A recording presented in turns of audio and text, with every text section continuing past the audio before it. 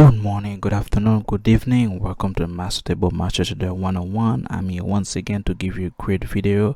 We're gonna talk about, since today is gonna be a job report today, so we're gonna go into it. So guys, sit back and let's see what it does.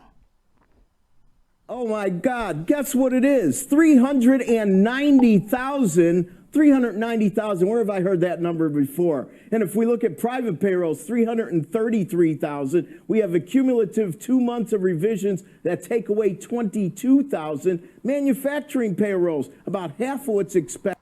So that's a good news, because what happened is it was expecting for 310, I believe, K, and then you happen got 390,000 job. I'm wondering if they hiring the same people they let go that's make the job higher, or if more people are willing doing part-time job, because some people they're not full-time, they're just hiring a lot of part-timers. So even though the lot of part-timers are higher, they're looking for probably the numbers gonna be higher. But usually 390, that's 80k more job, so that's a good boost for the economy, and that's a big turn. That's a big belief that anything can happen, that the economy can have a better shape, especially if they have with those shit that's probably going to be increase significantly toward the market that's starting the economy. So that's gonna make a boost. I believe the market gonna have a U-turn shape, especially the job report. So let's find out.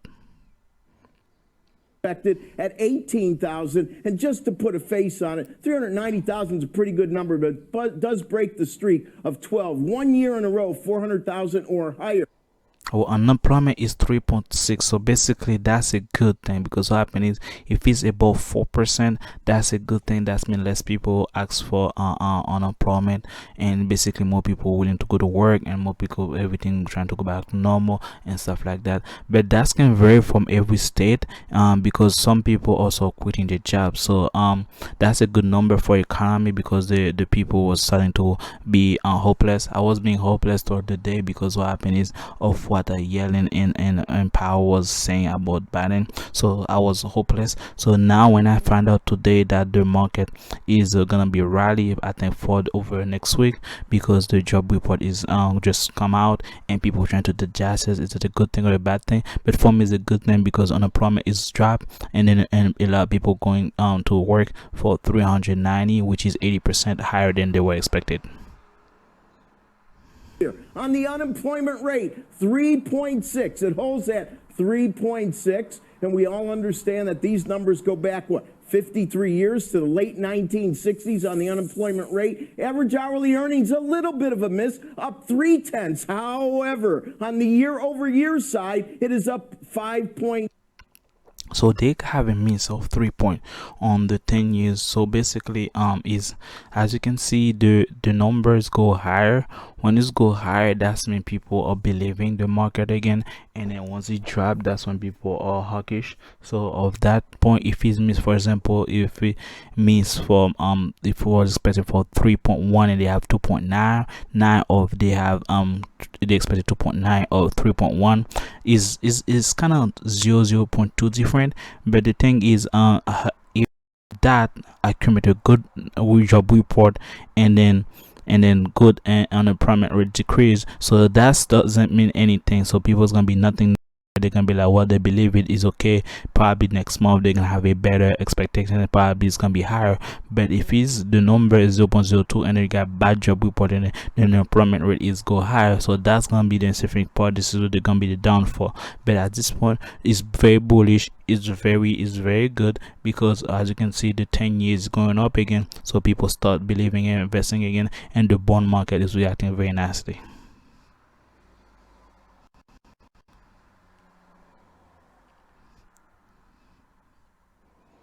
And guys, also you can if you don't know how to invest, you can also learn how to invest on that news. Now, so it's gonna help you a lot.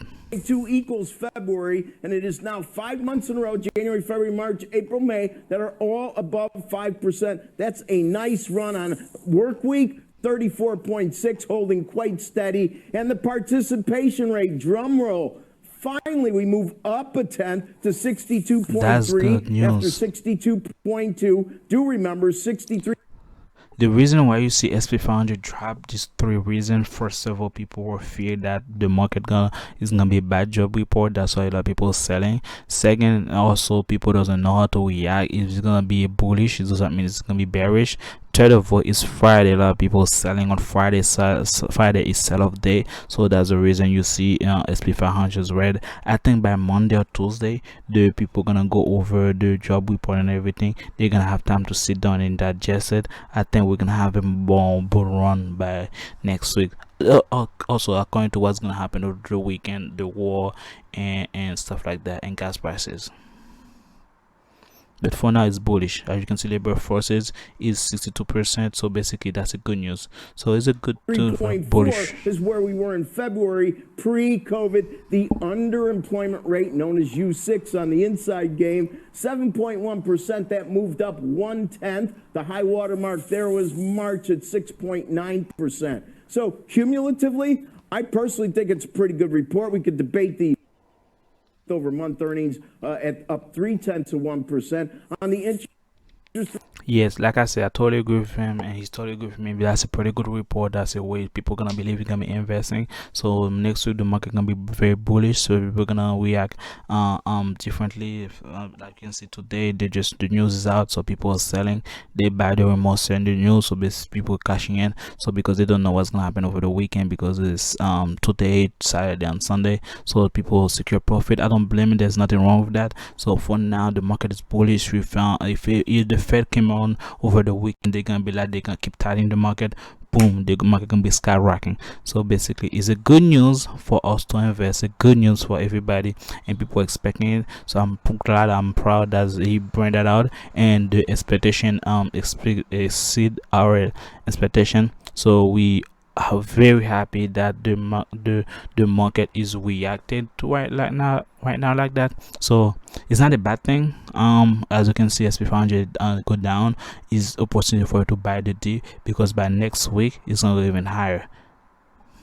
Rates are up a bit. That's a good sign. 294 on 10 years, so they're looking at the number in a positive way.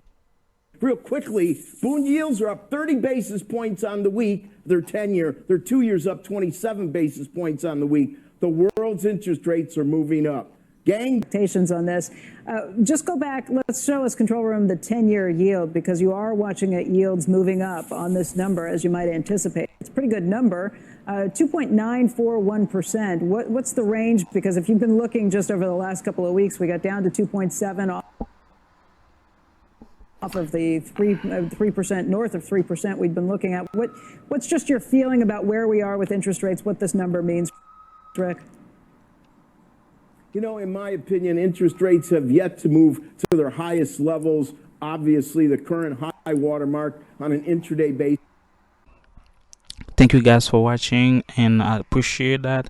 Smash the like button, subscribe to see my video daily, and if you have any question, leave it down below, leave me a comment, and then subscribe. And then also guys, if you want to know how to invest, let me know. I will post a video also on how to invest, how to make profit.